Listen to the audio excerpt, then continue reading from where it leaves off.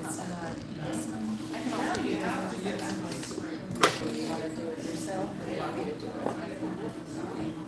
relax. Okay. All right, we can turn the lights down again, I think, so we have some fun graphics, probably easier if we. All right. Where'd Julie go? There's Julie. All right, so my name is Sarah. I am the planning manager for the City of Tampa Water Department. And then we have, can you hear me? Use the microphone. All right. Is this better? It's not off.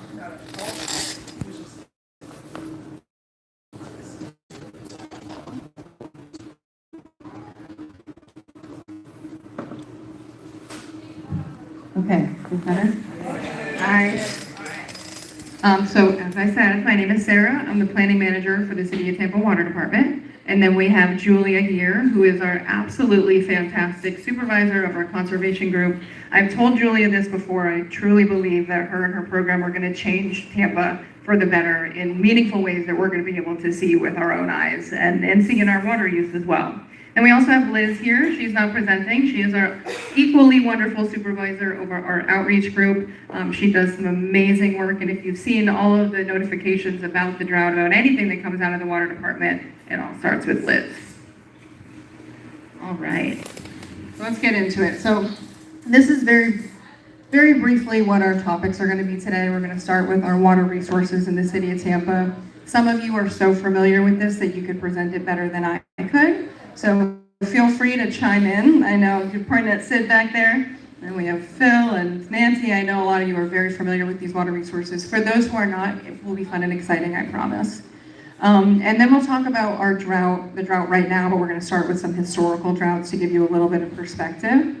And then we're going to spend some time. This is the most important that I have, so bear with me. So at the City of Tampa, we have needs that are critical and needs that are critical. I'm going to talk about Water River. We can pull 82 MGD from that river with our water use permit up to 120 MGD max day. Million gallons per day. It is a lot of water. And actually that's about where our demands are, a little bit less. So the whole City of Tampa can mostly sustain on around 80 MGD right now. This is our main water resource, and so our plant is actually located right along the Hillsborough River. We do tours. Right now it's kind of a tough time. We have a lot going on, but in the future we should get this group for a tour if we can. It's a beautiful plant right on the river. If you've been around that park, you get a very good view of our dam. We can also use the Tampa Bypass Canal. So we have a permit through Tampa Bay Water to augment our supply from the river with 20 MGD from the Bypass Canal, 40 MGD peak month. This is not in addition to that 82, it's just part of that 82 when you can't get that from the sort of natural flows of the Hillsborough River itself. Next is our water bank account, I like to call it. So this is our aquifer storage and recovery system. So the City of Tampa has 8 wells, and during the wet season, we can take water when it's sort of gushing over the dam, put it in the ground, and we save it for a not rainy day, like today. So that's when we will recover the water from that ASR system and use it to augment our supplies. It can store up to 1.2 billion gallons, which sounds like a lot, but it's not a lot. Better than nothing. And then finally, purchasing from Tampa Bay Water. So if you're aware of Tampa Bay Water and the interlocal agreement, we are one of 6 member governments that are part of Tampa Bay Water. We are the only member government that retained our right to our water use permit for our main supply, so the 82 million gallons. So all of the other member governments are 100% dependent on Tampa Bay Water. We are expected to utilize them when we go over 82 on average. We are not there yet. We're still around 80-ish in terms of our demand, a little bit less than that. We'll get there eventually, but we do buy water from Tampa Bay Water regularly. Why is that? One of 2 reasons. One is if we're doing maintenance, we'll actually coordinate with them and let them know part of our plant might be down, so we're gonna have to buy some water from them just because we can't push through all the water that we need to. The other instance is what we're experiencing right now, which is in a drought. Unfortunately, Tampa Bay Water, as of right now, has enough water to help us meet our demands in the city.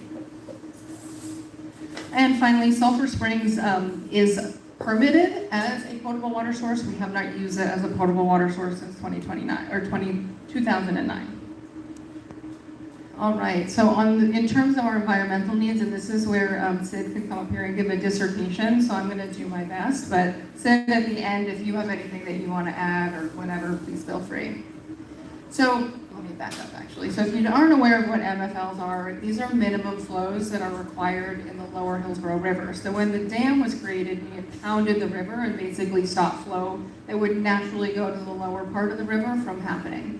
It was originally, fun fact, the dam was actually built for hydroelectric power back in the late 1800s. Hasn't been used for that in quite a while, but now it is used to hold that water in that reservoir so we can pull from it our drinking water supply.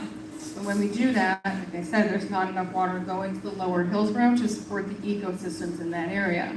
So SWIFT established these minimum flows that we need to meet. But we don't have the flows in the river all the time, so we need these other sources that are part of our recovery strategy that also is put forth by the Southwest Florida Water Management District.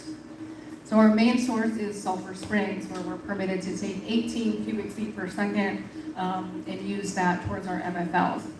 I won't get into this now, but Sulphur Springs is becoming saltier. That's for two main reasons. One is the spring system over time has become clogged, so there's less natural freshwater flow. And then we're pumping it, so we're pulling up water that's from like the saltier lower part of the aquifer into Sulphur Springs. So the city acknowledges and understands that we need to move away from Sulphur Springs, whether that's operating it a little differently. I know Sid has a lot of ideas. Or entirely moving away from it. That is something that we are working on, but for now it is our primary source for meeting MFLs. And then we have Lucy. And then the Tampa Bay Bypass Canal does double duty, so it can be used for potable and it can also be used for MFLs. And then finally, Morris Bridge Sink has not been implemented. We have no plans to implement this. This is one that also Sid and others could provide more background. There are concerns with that from an environmental perspective. So it's on our recovery strategy list, but no plans to implement. So this is a much prettier slide that just sort of shows that all in a cartoonish form. So our water originates up in that green swamp drainage basin and then collects various creek flows and things all the way to the dam. We're connected to the bypass canal by the Hardy Canal there, so that's how we get that supply to augment our potable or MFLs. Our MFL flume is located just below the dam, so if you go to Rowlett Park, you can see that flume there, and that's we pump water from Sulphur Springs and Blue Sink into this flume to augment the lower Hillsborough supply. Our plant is located along the river, and when we take water and put it in our aquifer storage and recovery system, we treat it first, put it in the aquifer, and then when we pull it up, we treat it again. And then Tampa Bay Water can directly supply to our distribution system finished water. If you live in North Tampa, that's typically where that water ends up when we are buying water from Tampa Bay Water. All right, so moving on to some discussion around drought. I didn't make this graph, but it is very beautiful. At the top there, you can see kind of our dry years. So the years are along the bottom. And really all you need to know about this is on the top, yellow and red. Red means drier. And then on the bottom, the bluer it gets, the wetter it gets. And we're gonna use this to describe our droughts in just a minute. So first, if you're not aware, SWIFT has 4 different phases of drought from moderate to critical. We're currently in extreme. The last time we were in a critical drought was 2009. What's interesting that you can see from this graph is the years prior to 2009 were also very dry, which is why 2009 was such a challenge, because all of those resources that I just mentioned require certain conditions from the environment to replenish, right? We need rainfall to replenish the green swamp, to replenish the river, to replenish the bypass canal, even though it is somewhat aquifer fed, but groundwater also needs to be replenished by rainwater. And even with our AI solvers, in a situation like this, when you have a number of dry years in a row, you don't have an opportunity to fill that bank account back up. So if you use it that first year, it's not there anymore by the time you get to 3 years into a drought. Can I ask you one question? Of course. How much has demand increased since 2009? I don't have the exact numbers, but it's, I don't know, maybe 5 MGD. I can get you the exact numbers. Sorry to put you on the spot. We have some of them. It's for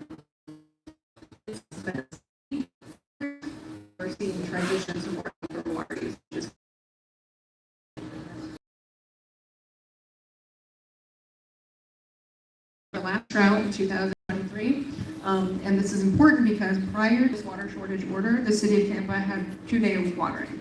In December of 2023, the district declared a moderate phase 1 water shortage, and we went to 1 day under that. And then the city of Tampa decided, while that order was still in place, to move to 1 day year-round.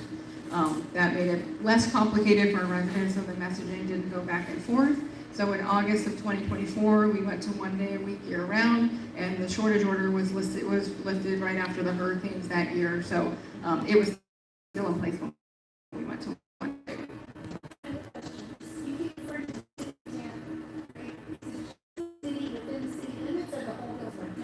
This is just the city of Tampa. So Hillsborough County is a member government of Tampa Bay Water, so they are 100% supplied by Tampa Bay Water.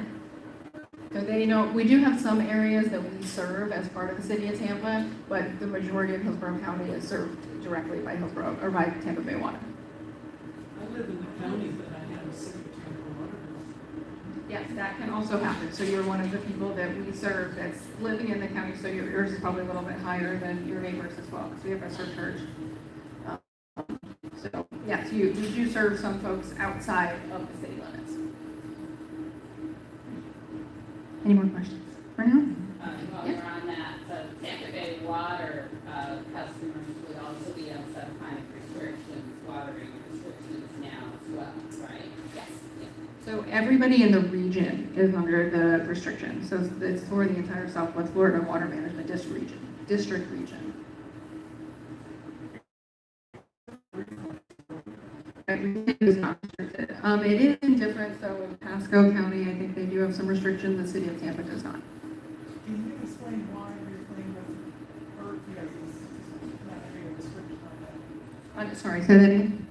Why is reclaimed water not important in case we're restricting that in case of the drought? So interesting question. So in the city of Tampa, we currently have, I would say, an abundance of reclaimed water. And we have a very limited system. So that's why that isn't restricted. We do have recommended watering days, because what can happen is if everybody's watering every day, which we do see happen, you can have pressure issues just because too many people are using it at the same time. But a lot of times, just from a theoretical perspective, and what happens when cities have citywide reclaim systems like Pasco, you do run out of reclaimed water the same way you run out of potable. And that's why they start to implement restrictions. Yes, so I have a limited understanding, but my understanding is that reclaimed water is water before it's purified enough for it to be potable. And so therefore, you would necessarily, it's a stage before you actually finish cleaning it up for drinking. And so it makes sense that you might have more of that. Is that sort of how it works? Yeah, so we have, the reason, let me make sure I'm understanding your question. So the reason we have, so wastewater, and I'll talk about this a little bit, is a consistent source. So everybody's always using water to some degree. So we might conserve, but mostly we're conserving outside, right? So inside, when you take, most people are taking showers every day, you're using, so there is a certain level or amount of water that is anticipated to always be available. So there's a certain amount of it, but as people start to use it, you can run out in the same way that you run out of potable. If we have our own well for irrigation, are we under the restrictions? Yes, you are also under the restriction. Okay. I might answer some of your questions as we keep going. All right.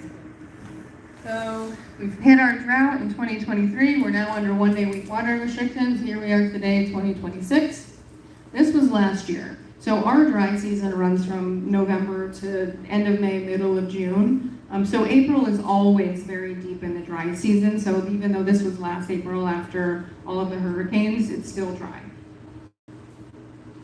And this is where we are today, or actually on April 9th. So now we're all red, which is why we're in this extreme water shortage order situation. I'm not going to go over this in detail, but if there are questions about it at the end, happy to answer kind of what these modified restrictions are.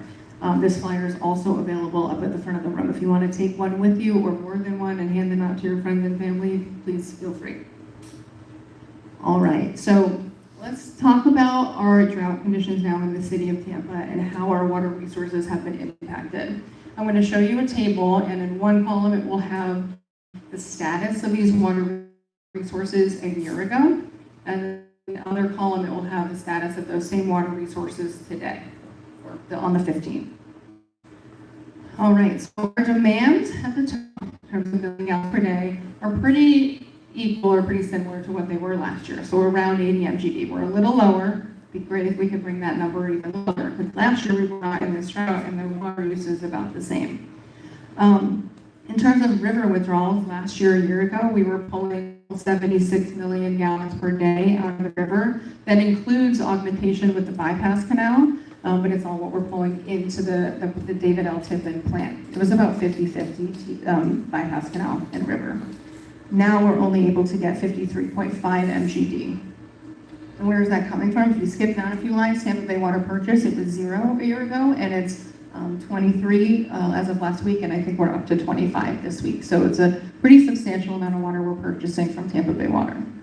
In terms of ASR recovery, we were pulling 6 MGD out of our bank account last year this time. This year we're only pulling 3, and we're almost out of storage. So we have 1.2 billion gallons. We have probably now, since this is the 15th, less than 300 million gallons in ASR. Our river level has dropped a little less than a foot. Some of that is operational though, so more impactful is looking at the Tampa Bay Water Reservoir, which was 85% full this time last year, and it's only 35% full as of the 15th of this year. Sarah, can you clarify what ASR means? The Aquifer Storage and Recovery. So that is our water bank account that we use wells to store water in. All right. I won't go into detail on these, but there has been some regulatory action to help us continue to meet our demands even in the drought. The first is our bypass canal, which I told you we can use for MFLs or to augment our water supply. In order to use it for water supply and get more out of it, because it's starting to dry up, we'll be able to pull it down a couple more feet, and we have permission from the Southwest Florida Water Management District to do this. And then we also have permission from them to our MFLs, our minimum flows and levels, typically go up by 4 cubic feet per second on April 1st, meaning we have to put more water down the Lower Hillsborough. We asked for permission to stay at that level that is required before April 1st, so 4 CFS less, just to preserve that flow for drinking water. We were granted that permission. Can I do not in public? Sorry, say it again. I know this is dangerous. So, just to make sure I understand, so ASR recovery, 3 million gallons per day,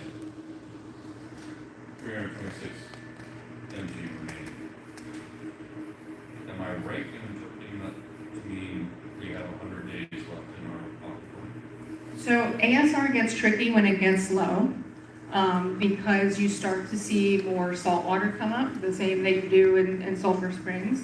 And especially since, great question, and especially since our river withdrawals are so low. So the Tippin plant is only treating that 53.5 plus that ASR, which means the less we pull into the Tippin plant, the higher the percentage contribution is from ASR. So those salts contribute more to the water quality, and the water gets harder and harder to treat. So we probably can't use this for too much longer. I'm not sure what we're doing today. This was on the 15th, but it just gets harder and harder to use that for drinking water. Yeah. And we'd love to pull 10 MGD from it. We would love to be able to do that. The reason that's not happening is 1, to preserve it, and 2, because of the water quality issues. All right, so now we're going to zoom out our seasonal challenges in general. And so on this graph, the flow down the river measured at the Morris Bridge gauge is on the y-axis. We have the date going back to November of 2023 on the x-axis. So that blue are the river flows, that peach represents our demands, and then that line across is our permit. Remember, our permit is average, so we can go over that as long as on average we're below 82. If we're above 82, we just buy from Tampa Bay Water. This is what I want to draw your attention to. I'm sure we can all guess what this is. Meltdown. Debbie, Helene, and all of them right there, right around. And this shows us a few different things. One of them is that you see that flash with Milton, how quick that was. So we get questions sometimes, it rains so much in the summer, why don't we save that for later? And we try. We have our ASR system, it's a little limited. But even if we had unlimited groundwater storage, we wouldn't be able to grab that kind of a peak that's order of magnitude larger than typical flows. But this is what saved us from drought, right, last year, is having these flows.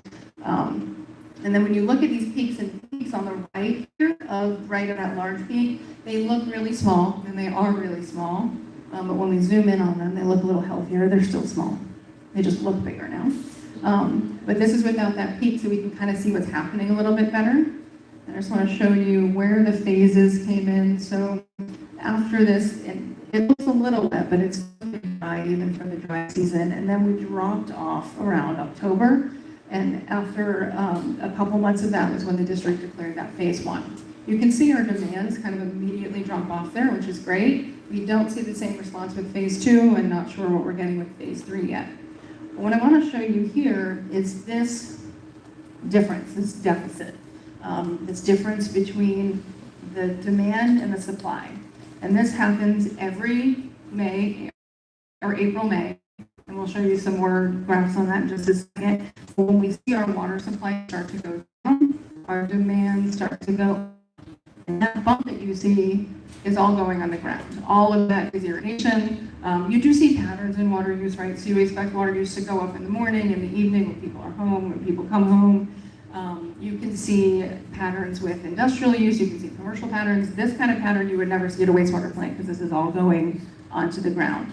And it is a response to the drought. But it is not very helpful for us. Yeah, Julie, go ahead. I wanted to talk about the zigzag and the yellow line. There's that day-to-day. You can explain that very well. All right, so because we have, it can be various things, but because we have watering restrictions, we don't allow watering on Saturday, Sunday, right? So your water use is gonna drop when you're not allowed to water on those days. And then it comes back up on various weekdays. It depends on how many people are watering their lawn. Anything else you want to add? All right. So this is just one example, but just to show you from with more data, this is looking at 30 years of data. These are the months, so January through December.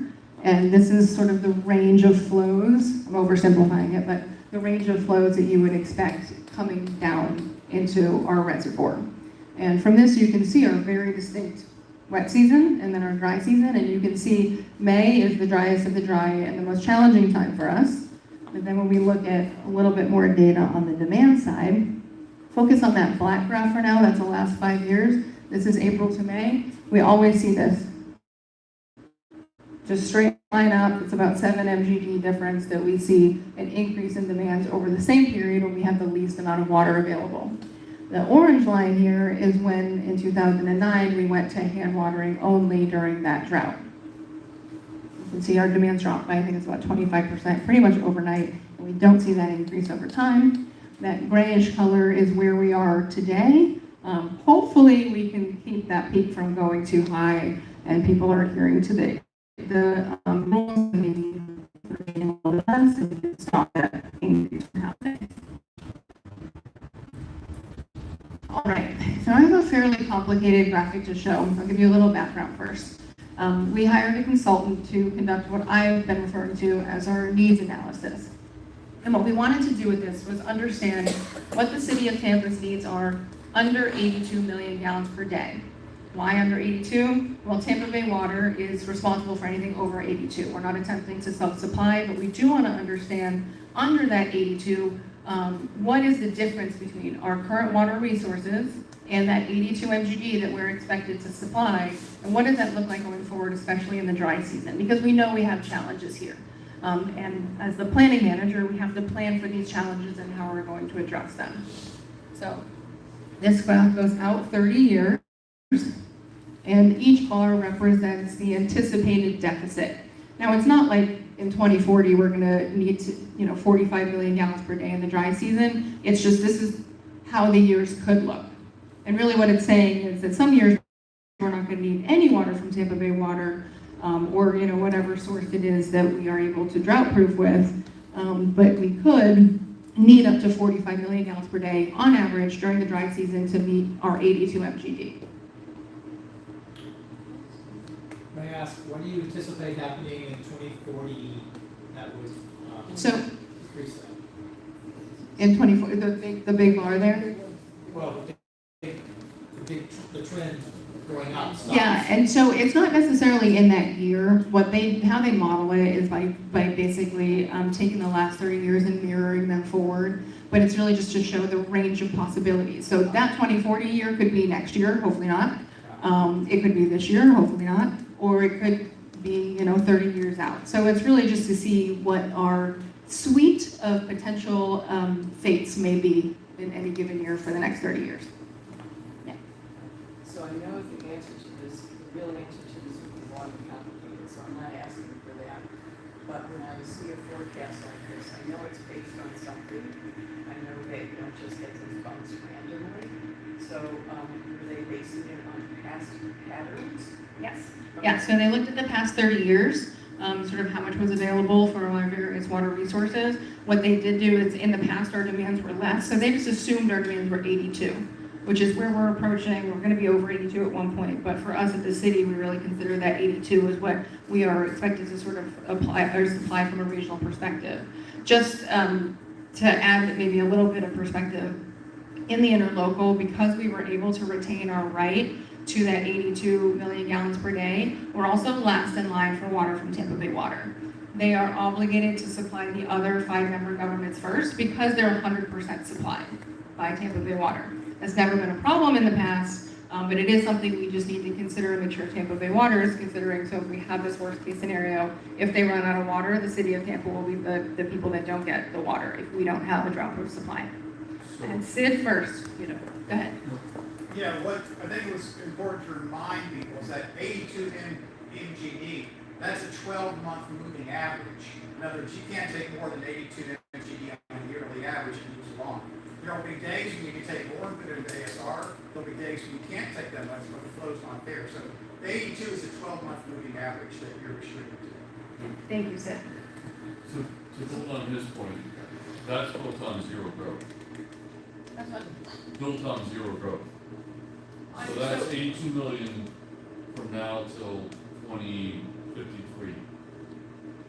And the reason for that assumption is only because that is what the city of Tampa is expected to supply. Tampa Bay Water looks at our projections, long-term projections. The city of Tampa is largely built out. What we see, there is development happening, but most of the development Tampa Bay Water is concerned with is happening in Hillsborough County and Pasco County. For us, it's more redevelopment, so changing houses that don't have any automatic irrigation to now a brand new house that has automatic irrigation, St. Augustine laws and whatnot.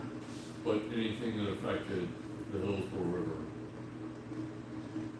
would be rather critical to the city of Tampa. Because we're first in line, we get 82 million gallons. So if anything happens to the Hillsborough River, for us, our takeaway.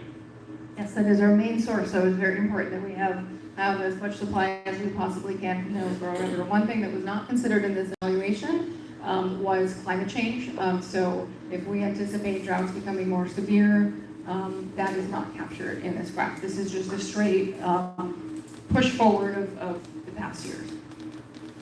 Thank you. Yeah. Just curious, why in 2040 did we get such a large So because it is projected. Sorry? We didn't hear his question. Okay, sorry, his question, he was asking about the big bar in 2040 and why in that year. And so this is not meant to be that will happen in 2040. It's more like it is possible in the next 30 years that will happen based on the last 30 years.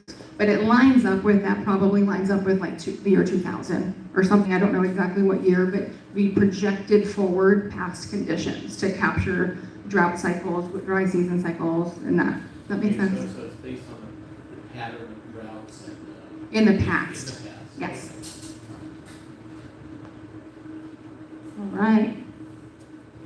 I only have 3 more slides, then Julia is going to be up here talking about our conservation program.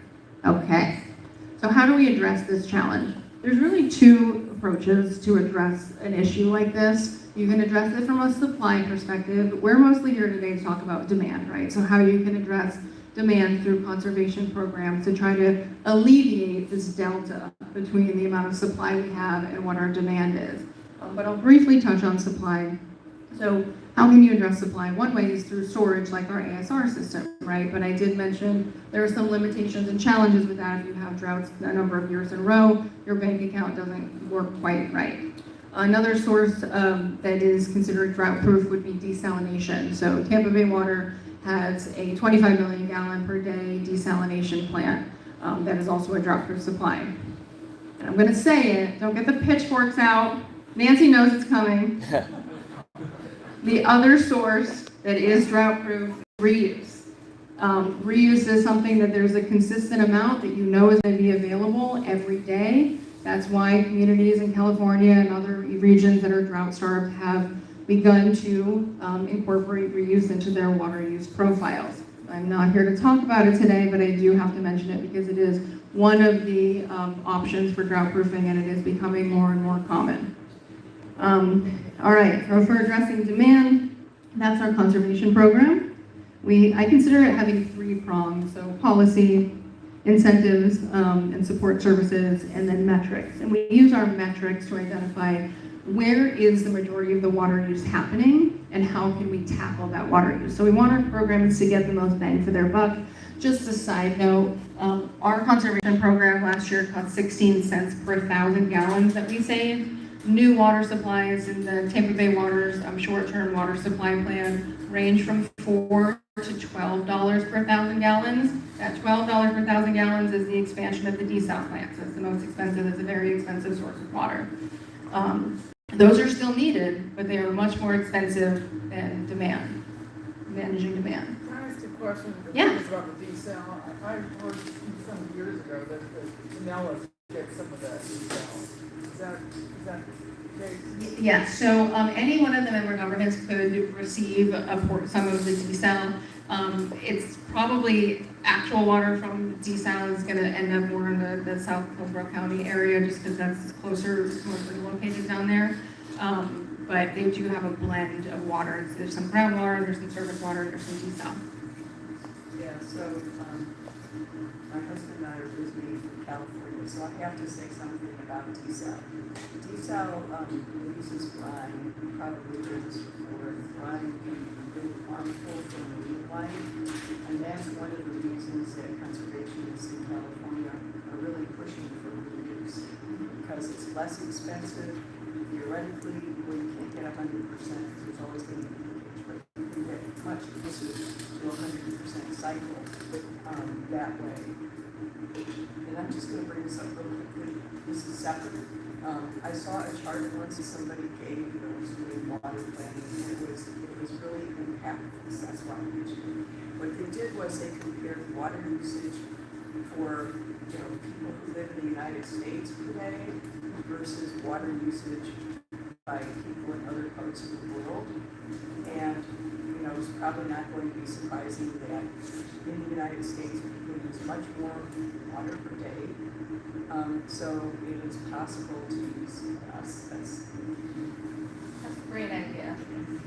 Is that published?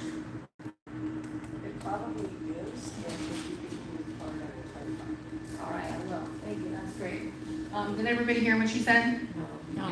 Okay, so first, I'll go with the last one first, so just don't forget it. She said that she saw an infographic that was developed that compared water use in the United States with water use in other countries. And unsurprisingly, water use in other places was a lot less, so we use a lot of water here.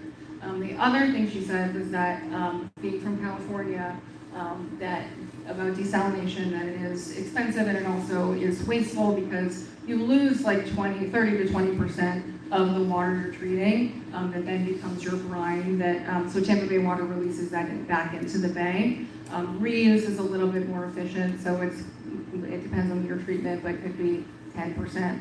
It's also just less energy intensive to treat. You're talking about the 35,000 TDS to like 500 to 1,800 TDS, and that's salt. So that's what you're trying to take out. All right. Oh, this was my reminder, so because I did forget, I knew I would. We are working on our first water resources master plan of the city of Tampa, our first ever, which is very exciting.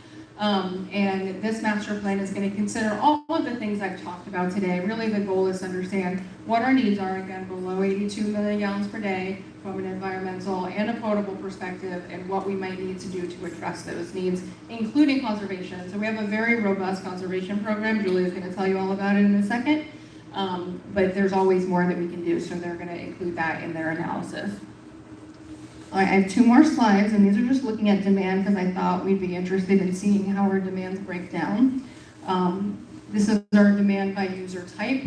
You can tell when you combine residential and apartments, our individual residents are our highest users of water in the city of Tampa, about 20% from commercial, and then smaller percentages from other contributors.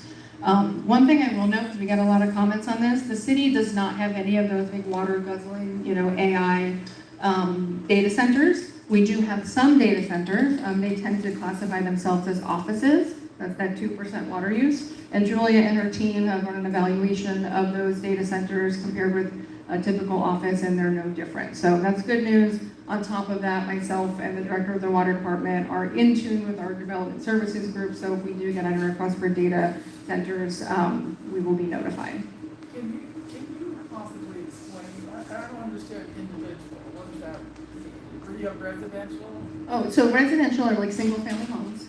Okay, and then what's individual? So I just meant individuals, and so apartments and residential, I just meant the community, like your homes and individual families using water versus the commercial or industrial. But I still don't understand, how is that different from residential to individual? They're the same. There's no, that's industry. Yeah, sorry. Okay. And what's a brew? That's a brewery. Julia could probably talk more about it. We have one brewery that has identified itself as a brewery. They typically, it's a commercial that they're usually, they typically are commercial, but there's one brewery, and it's like 0.005%, not zero. What is that? Golf courses. Where would golf courses fall? Commercial, they would have to be in a commercial category. We have, Babe Sahara, not too far, that's operated here, and they're considered a commercial. Okay, so she said commercial for those golf courses are considered commercial for those. But they are not on they're not on potable water. Wall Street. Babe Sahara is on the wall. Nancy. What else is commercial? What else is commercial? Sorry? Yeah, that is 20% there. Yeah, there's all the commercial industry. So really kind of, Here's like something. Very large category on the size of the commercial, the strip mall, it could be a McDonald's, so the footprint of those varies widely. And car washes, right? yeah, I was going to say that car washes. There's a lot of new car washes coming up. Are they under water restrictions? I mean, They are required to recycle a certain percentage. We don't do the permitting for those, but they are required to recycle to a certain extent. It's kind of like cooling towers. You can recycle that water use in a cooling tower. You can recycle the water that you wash cars with to a certain degree, and then there's so much concentrated debris in it that you must then release it. But it's not just wash a car and it all goes down the drain. yeah, but I mean, at some point, if you have less water, you're going to start putting restrictions on commercial use. I mean, water seems like car washes. And that is completely up to the Southwest Florida Water Management District to decide the phases that Sarah described. They write those into law and determine. And then, of course, if it's a modified, they can interject additional, the governing board based on staff restrictions or staff recommendations. They can modify those. And then we follow suit. It's surprising that hospitals is only 2%. It's really surprising. And hotels for that matter. But Yeah. I know, and these were surprising to me too, when I actually looked at it like this. All right. What is it? Yeah. Maybe you said this already, but if we're in the county, we're not included in this. Right, so your water use, other than the county parts that we serve, but the county at large would have a completely separate water profile. But, So this is all City of Tampa demands. okay, but does the Tampa, water department supply the water for the county residents? No, only some in a few isolated locations, but the county at large is served by the county who receives their water from Tampa Bay Water. Yeah. And can you define SPEC? Who's that?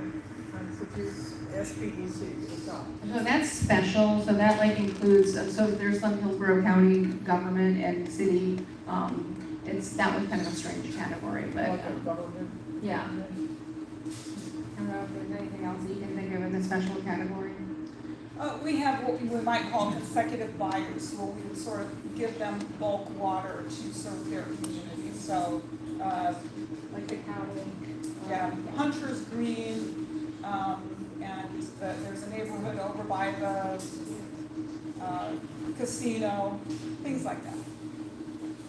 Yeah. Do you have a feel for the per capita variance between people in apartments and the residential category, people who have single family homes who tend to use more than people in apartments who have yards? Comparison on versus, I don't know that we have, I don't know we've teased out like a specific apartment versus a single family home.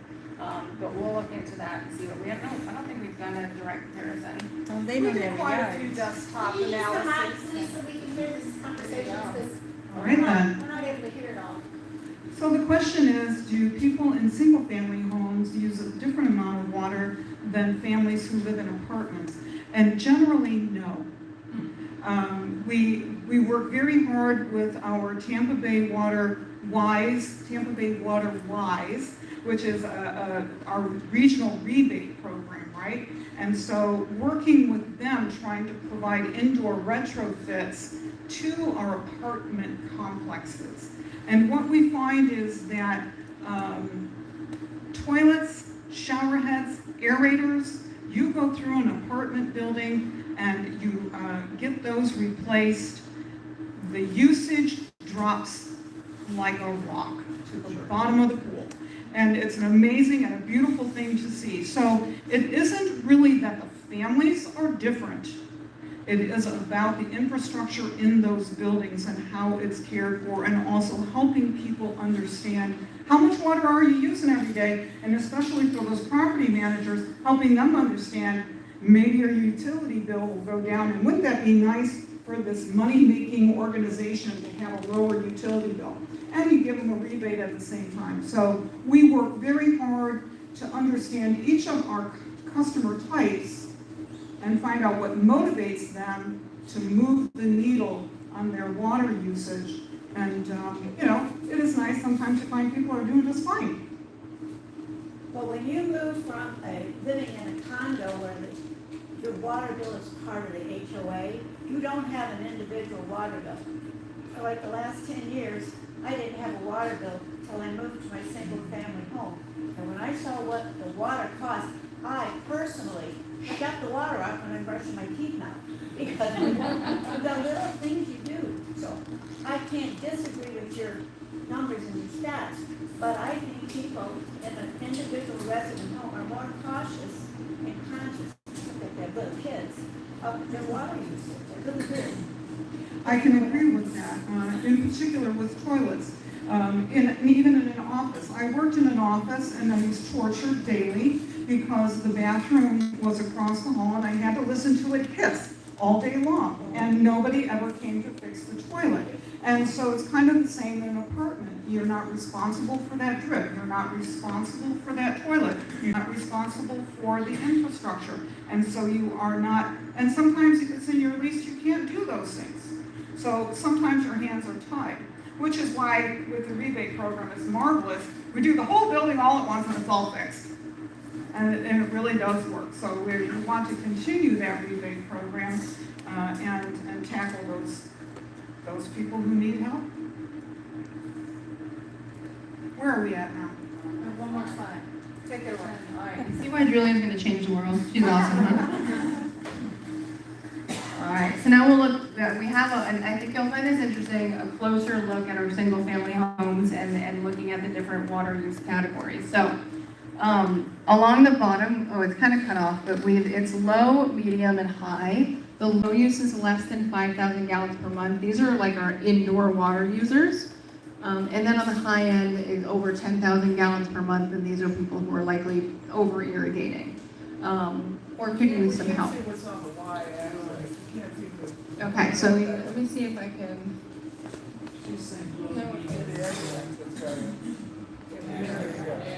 All right, read it real quick because I'm gonna have to put it down. All right, low, medium, and high, so just different water use categories. And then in the green is the percentage of homes in that category. The blue is the associated percentage of water use. So what this tells us is that on the low end, in our low, less than 5,000 gallons per month, more than half of our single-family homes are using 22% of our water. That's like 6 billion gallons a day.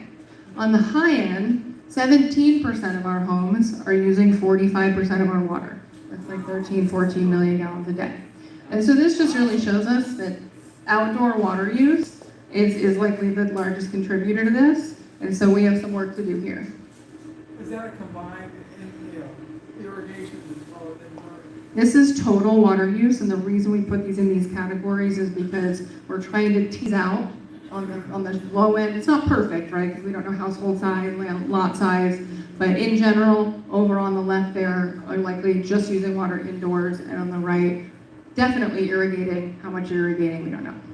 I've heard it said that maybe half of our total water supply goes for outdoor irrigation. Do you think that's in the ballpark? Yeah, that's definitely in the ballpark. A lot of opportunity to conserve. Mm-hmm. Nancy, it's kind of good, like, you had a slide way back, it had potable water and living flow water. And how does reclaimed water for lawn irrigation, how does that fit into that model? That reclaimed water for lawn irrigation from potable, but it's not, so much of our potable water going for watering lawns, and more reclaimed water to water lawns, reduce the demand on potable water. So yes, so using reclaimed water can offset the use of potable water for lawns. Part of the reason why, and I actually wish I included a map here, our reclaimed water system is located in South Tampa, which is one of the highest water use areas. When we map our water use and we make a heat map, it's red in South Tampa, even though there's reclaimed water, there's red. Same thing with North Tampa, another high water use area. So, if within South Tampa, having the reclaimed water system offsets about 4 million gallons a day of use. Some things to consider though. Once you have reclaimed water, you tend to use a lot more of it. So these people are watering a lot, every single day, which is why when you expand it to a certain extent, you run into problems where you're running out of it. The other thing is you have to be really careful with how you're expanding it because only 17% are irrigating this much, right? And where are they? So if you expand the system throughout all of the city, you're going to hit a lot of these 54%ers who aren't irrigating. So you're going to do one of two things. You're going to convert them now to an irrigator, and they're using reclaimed water, which, okay, might be fine at first. But eventually, when that system needs to be replaced, we're charging much less for reclaimed water, but the pipes cost the same amount of money. So you have to be really strategic. So there are opportunities in the city for strategic expansion into areas where there's already heavy water use happening. You have to be really careful with how you do that. That's why Pasco County, for example, is running into issues with their reclaimed water system. I don't remember if it's North or South St. Pete also has the same problem. So it has to be done very carefully. Yes? So this maybe is a silly question, but are there water that are use less water that could replace lawns or the ground covers that could be appropriate? What is your name? My name is Susan. Susan. That was a perfect question and a perfect segue for Julia to come up here and talk to us about our conservation program. So unless there are any more questions about this, okay, go ahead. I just have a question about how how an individual water meter, I know that, water meters are looked at monthly to generate bills. Yep. Is there not a level of detail that the city would see when there's a spike in an individual usage of, You can see that on your bill. No, I'm talking about, the reason I ask this question is, we're victims of water theft in our home in Southampton. And for 1 month between our bill that gets read in the third week of the month, so from January to February, someone used 34,000 gallons. And so, we've been on a long, journey with this, dealing with the city, having people come out, and actually we're entitled police report, the detective got involved, and everybody seemed to know this, we're talking to the city of Tampa, call center, people that, well, are you located near a construction site? Well, yes, we are. And so the conclusion is that construction will seal water irrelevant. And so what has happened, what I would like to understand, and not people have asked me, why wouldn't there be something, if there's not some way that you can monitor a spike? I mean, we've been in the city of Tampa residents for 27 years. It's way beyond any usage we ever had. So the only way we knew this happened was when I got our bill and saw a $700 water bill. So obviously, and they can tell, they can look at all our neighbors, and they can also tell if the construction site does not have, use virtually no water. They didn't pour in concrete, they put a pool in, and so, of course, they denied it, they have, approach construction. So obviously, the bill, the meters are only for once a month. Is there not a continuum where they look at, and do you not have some way where you could, trigger, report or notify the homeowner that there's been a spike in their usage that's not consistent with 20 plus years of usage? Julia might want to add to this, but I'll just answer.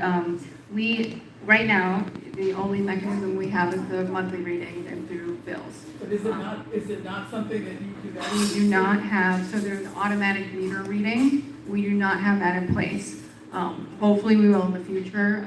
If you've heard about our PIPES program and our rate increase, we went through a whole rate increase. Where the rates are going to continue to go up through 2040. This was all calculated based on pre-COVID, right? So costs just went through the roof. So we have a pretty extreme shortfall in money that we need to do the work that we plan to do. AMI was one of the things on the list. What is that, AMI? AMI is the automatic meter reading. So that gives you real-time data on water use, and if that existed, woo! Is the club closing, Nancy?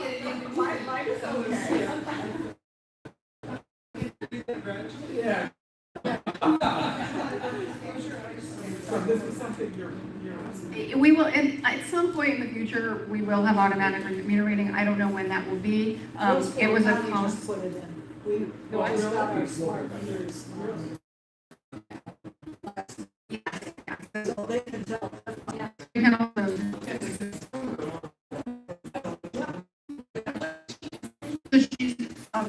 So the Hillbrook County is putting automatic meter reading, so you can see your water use real time. And then it depends on the package you purchase, but you can make that available to residents, so you can see your water use and how it changes over time, and notice if there are leaks. Are there any rebate or any kind of incentive efforts in the county? Here, I'm going to pass on. So I'm still here for questions, but Julia's going to take over. We're getting into the conservation realm, so it's a good time to pass the torch here. Alrighty, awesome job. And you can see with the knowledge and the enthusiasm that Sarah brings to our team, that conservation has every opportunity it's ever needed right now. And yes, we got a great team going right now. But, yes, Tampa Bay Water-Wise is a regional rebate program. So the same member governments that get water from Tampa Bay Water, their customers are also eligible to get rebates from Tampa Bay Water-Wise. So, you know, and I think that maybe you do understand how much people look at our water resources and talk about conservation in this region. 2 monthly meetings with that group of people from Hillsborough County, Pasco County, Pinellas County, Clearwater, City of Newport Richey, City of Tampa. We're all talking together, and all conservation people feeling sorry for each other because we do feel like we've mostly failed through our lives in this career of water conservation. I myself started out in wetlands working for Roger Stewart. Some of you may remember Roger. And he was the one who pointed to the discharges of raw sewage in Tampa Bay and got that wastewater treatment plant converted to tertiary treatment so that we could one day reuse that water. We have an obligation, I think, to find ways to fulfill the dreams and hopes and aspirations of our predecessors who tried to protect the environment, like the wetlands. And so Two Rivers Ranch, to the point, right? I mean, if there was ever a place that needed to be looked at, and actually that brought back memories of sitting in a building on Thomas Two Rivers Ranch and discussing the comp plan. And being too young to really understand the room that I was in and the words that were being spoken and the plans that were being made. But I also, as the EPC Wetlands Enforcement Coordinator, issued the warning notice to West Coast Regional Water Supply for the denigration of wetlands. And, you know, that helped kick off the whole water wars thing. And here we are today. West Coast Regional Water Supply was Tampa Bay Water's former name. Right. Yeah. So, you know, still trying to save wetlands, still trying to protect water quality, still trying to save water. How are we going to do it? Conservation, conservation, conservation. Through development, we do force ourselves in a lot of ways to use more water. So to Sarah's point, we've got that lovely group of more than half of our neighborhoods very, very efficient.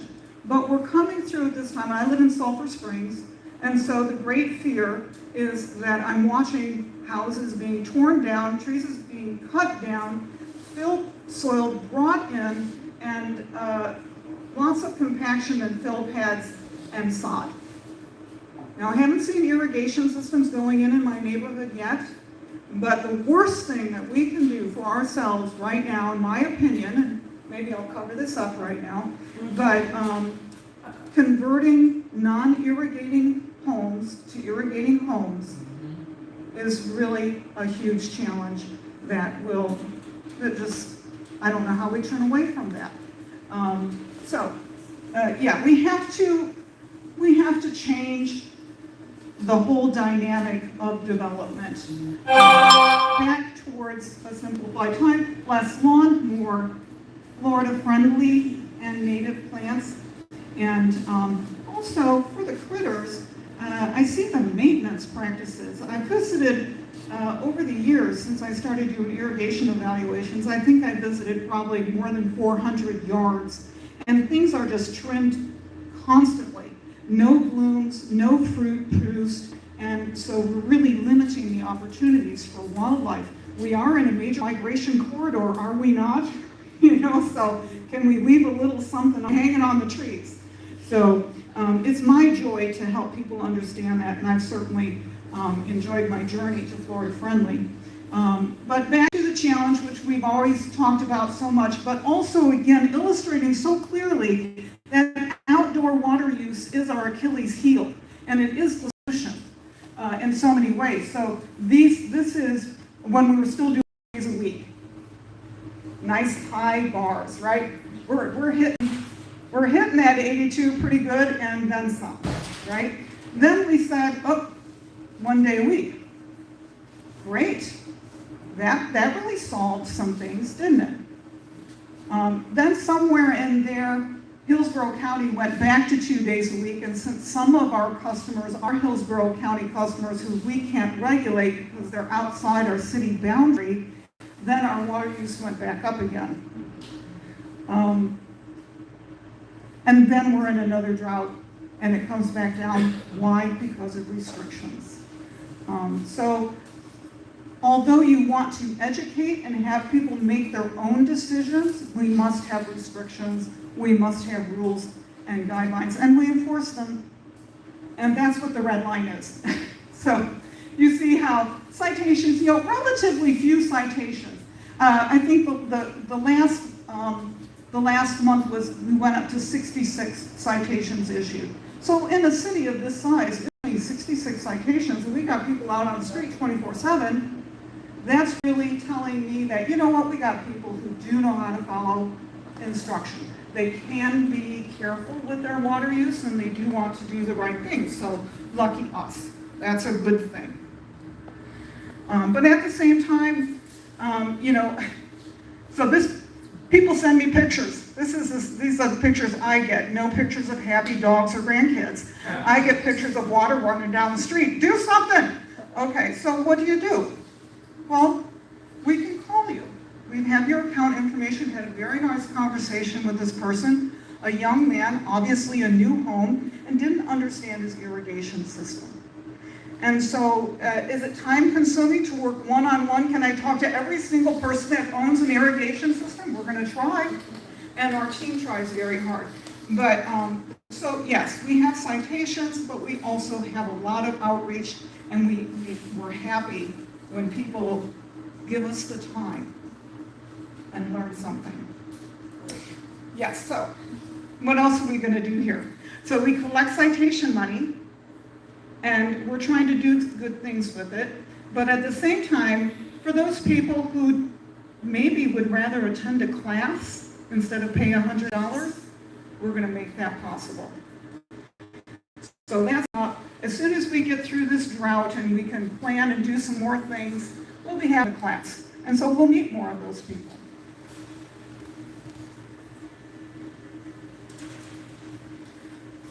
Compost giveaways. Now we started a little group in the city of Tampa. We call it Environmental Bridges, and we're trying to be more sustainable together. So when the solid waste department decided they're going to collect all those leaves and branches and have them composted out in Sefner, and then we started getting into the drought and realizing that, well, okay, people still want to have a lawn. They might not be irrigating it, but we still want to help them maintain and have a little patch of something. We're giving away the compost that comes from the city of Tampa. Isn't that a great story? So you put your bag of leaves and your sticks out of the curb, goes out to Sefner, and it comes back as compost. So these are the kinds of things, and lots of great conversations and meeting the neighborhoods, and it really does work. How often are we doing this? Oh, monthly now. So May 25th. Yes. We're still looking for a location. Still looking for locations. We will have it posted on our website, tampa.gov/water, and we'll send it out on our social media so you guys can stop by. We've got May and June planned. Not sure what is going to happen in July. Hopefully, it'll be too wet in July to be standing around a compost pile. So, but we're going to keep that rolling. We like to bring it back because. We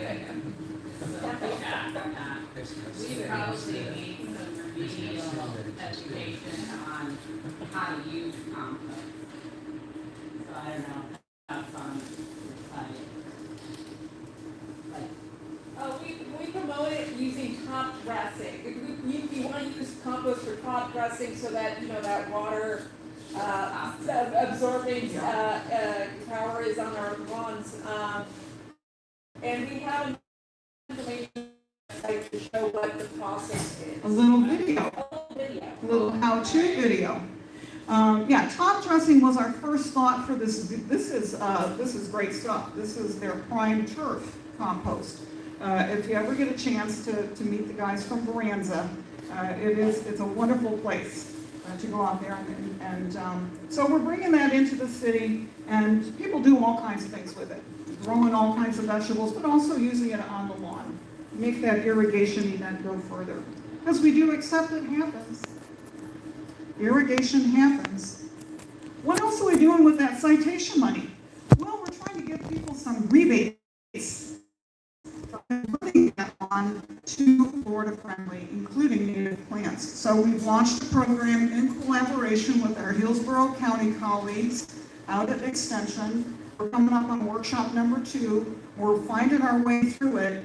And of course, like this room full of people, it's the early adopters who show up first, right? It's the ones who understand the need who show up first. But we're going to keep reaching out to that high user category. We're going to find a way to talk them into dropping that usage into line, maybe eventually eliminating it.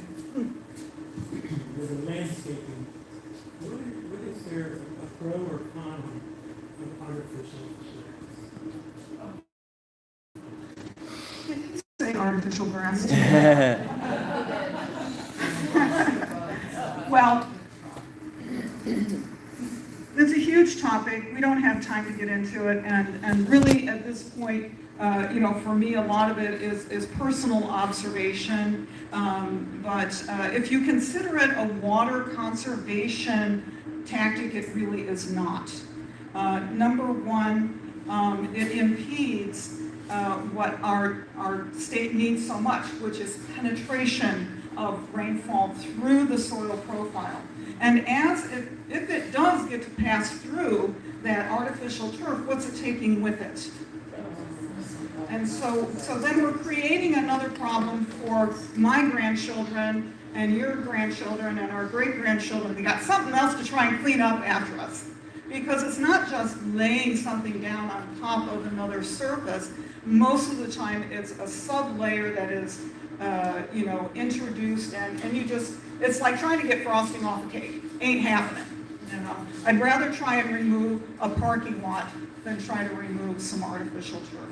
So briefly, and it's very, very hot. Yeah, I've heard of people watering it to cool it down. That was one of the serious first conversations that she had with a customer when she became our supervisor. What are we going to do with that man who's irrigating 5 times a day? On his plastic. It's like 40 degrees hotter than concrete. It's incredibly hot. Yeah. And so if everybody were to put it in, Florida, Tampa would be hotter. Yep. Because it's just creating a heat island effect, which we already have an issue with. And I'm looking at some right now. Okay. That's okay. So yes, we've got our pilot program underway, and we're focusing 3 workshops: micro irrigation. Okay, so irrigation happens, then the Florida friendly design, and then the plant selection, and then some rebates. Sensible sprinkling program, irrigation evaluations. This is our biggest water saving program. Even though it's the fewest of our customers individually, when we run the numbers, we do love our numbers, we're getting better and better at it. It's over 5,000 gallons a month for these customers. Some of them saving quite a bit more, and happy to help them save money. So very important to have that, have people asking us, come out and help me.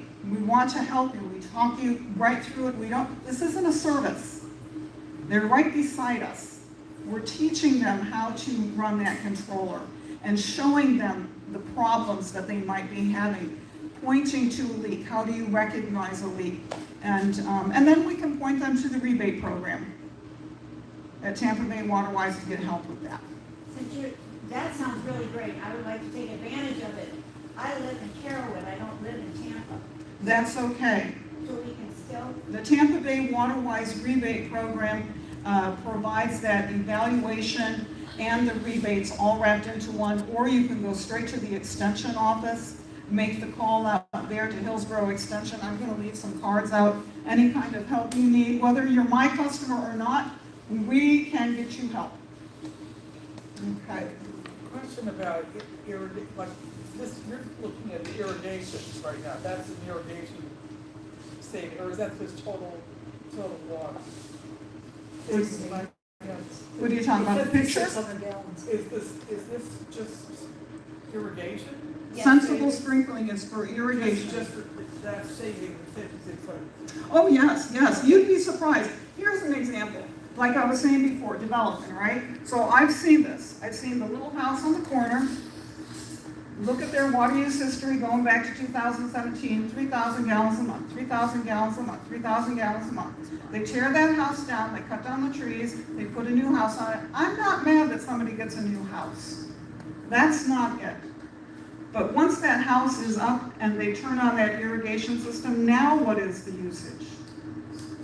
43,000 gallons a month for at least the first half a year, because they're establishing plant material and they forget to go out and turn it down again, or they just don't know. That is the magnitude of change that occurs when you couple irrigation, automatic irrigation, with new homeowners who so enveloped with family and new home and new job and young people trying to do it all. So, yes, sensible sprinkling, we love to go out and teach people some things and hold their hand. Why not, right? Do all homeowners that have irrigation have separate metering systems? No. So But you we really- can use our meters, and that is a very good point, because we use the meters to help them understand exactly the difference between here's a day with irrigation, here's a day without irrigation. Okay, so, on a normal day, your family's using 100 gallons a day. Isn't that great? Then an irrigation gun comes along and you're using 2,000 gallons, like that. So, yeah, it's important to use those meters, even though they're not automatic. They're still quite accurate. All right, so at this point, we so appreciate your time. It's 8:17, and just thinking about how do we save water, because I grew up on a farm, family of 8, and there was a conservation message every single day. And one of the things I watched my grandmother do was she had a plastic tub in her sink, and she would wash a dish. And then when that tub was full, she just walked out the back door and threw it on her rows. And so I am doing that now. So anybody else want to share their best water conservation technique for a drought? If it's yellow, let it mellow. Oh. There you go. They didn't put lids on toilets for nothing, right? If you don't want to look at it, just put the lid down and hide it. Who's next? Who we got one over there? Let me bring the microphone. Everybody wants to hear.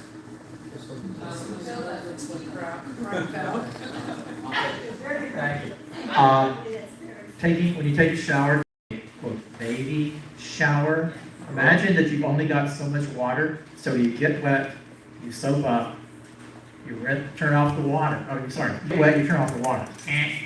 Then you soap up, scrub yourself, whatever you're doing. Then you turn the water back on. So you're only using water actively, not just running while you're doing all that. And you probably cut your water use by 2/3. And you don't shower until your wife complains.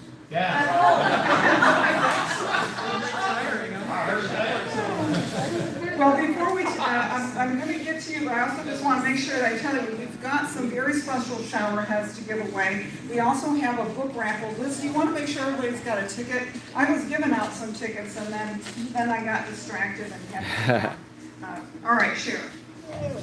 My home was built in 1972, and the side faucet, it has the slowest leak. And I had a plumber come out, and then he did not charge me the $75 service call. But he said for me to change that, I might break the whole pipe. So I would continue doing what you're doing. I hung a 5-gallon pail there, and when it gets halfway full, I take it and water my plants, because I don't want to risk whatever the whole piping of the house would cost. There you go. Question. Do you all, or has anybody provided rain barrels? Rain barrels. So for about 2.5 decades, the city of Tampa has been working a deal with our folks out at the Hillsborough Extension. So for $10, you can go out and attend a rain barrel workshop and go home with a rain barrel. So yes, get your rain barrels, and get your composters. Yes, ma'am? One of the things that I think is underappreciated is in our landscapes, in our grass landscapes, this ground cover, native, called frog fruit. And you may already have it because it creeps into your grass, and it doesn't have to be mowed. It only grows so high, but if you want to mow it, you can mow it, you can walk on it. Bees love it, the bees are just all over it. It's called frog fruit. If you do research it online, it makes it sound like it needs a lot of water. It doesn't. We have it over in Vista Garden, and it's creeping into all kinds of things, and at first I was kind of negative on it because I like hammock twin flower as a ground cover, which is another good one. Mimosa. Yes, powdered puff mimosa, but this frog fruit is getting to be my favorite, and it's a great.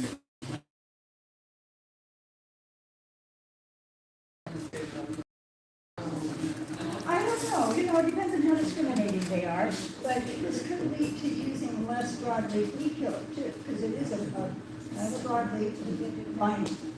Yeah. You have books about turf alternatives. Yes, so if we look at what we've got to give away, we'll talk, for the raffle then, we've got native wildflowers and other ground covers for Florida landscapes. So that's Craig Hugel, who is currently the director of the USF Botanic Garden. Go Bulls. We have 2 copies of that. 2 copies of Bringing Nature Home, How You Can Sustain Wildlife with Native Plants. This is by Douglas Tallamy, my hero for introducing me to the concept of keystone plants. Sustainable Gardening for Florida by Jenny Stibbold. So she just has a myriad of ideas in here. Whatever it is you're thinking you want to tackle, she's got that in there. Rain gardens, rain barrels, native plants, how to get rid of lawn. What's a freedom lawn? Where you might have a little bit of St. Augustine, but you also have your frog fruit, or maybe have some sunshine mimosa, and it's just all doing its thing. What else do we have here? Native Plants for Florida Gardens by Stacy Matrazo and Nancy Bissett. Very nice. And then one more. This one is very cool. A step-by-step guide to a Florida native yard by Jenny Stibbold and Marjorie Shropshire. That's a mouthful there. So, and then I've got a couple of other things that I'm not going to raffle. I'm just going to put them out, and it's first come, first served. We've got magazines, The Wildflower and the Real Florida Gardeners, a little bit about Florida-friendly landscaping. Let me find a spot for this. What's special about the shower heads? The shower head. Now, unfortunately, it doesn't have a pause valve on it. Although our normal, if you ask for our indoor retrofit kit, all of those have pause valves. This one has a temperature sensitive valve in it. So you see that there is a little pull string there. So you turn your shower on full to heat, right, all the way to hot, and when temperature gets to, I think, 98 degrees, the valve closes and then it's just a dribble. And you get in and you give it a tug and you're showering. This is 1.25 gallons per minute. It's not adjustable, but it's a very nice shower pattern. And so, like my hubby, he'll turn on the shower and then he thinks, I'm going to iron something. I don't worry about it. You iron my clothes, your clothes, whatever you want. The shower's not running anymore. It's closed down. So we've got those to give away too. And I think I'm done. The tickets are on the computer. Ticket time. Now wait a minute. Here's the bowl with the other tickets. Everybody's got a ticket? All right, then. Put those in there. We got more to add to it, I guess. We need another ticket.